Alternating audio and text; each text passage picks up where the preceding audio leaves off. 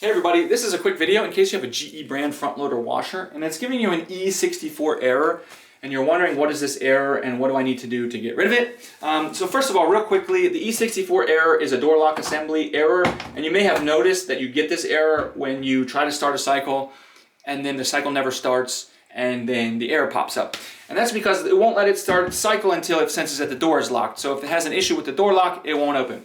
So there's a couple things you could do in order of how hard they are in order to get this fixed. The first one is you just want to check and make sure there's nothing physically preventing this door from shutting and locking properly, like any lint or gunk or anything like that built up on the hinge or on anything like that, not the hinge but the little latch. And if that's the case, just cleaning it off should fix the problem. The second thing is just to check mechanically, make sure nothing's stuck or sticking. That wouldn't be able to, that's preventing it from closing properly, and then you might be able to just, with a little bit of elbow grease or whatever like that, get it to, or a little bit of actual grease, get it to latch properly. And then finally, you might want to either replace the actual lock assembly if it's something in there is broken or not working, and check and replace or repair any wiring going to the assembly.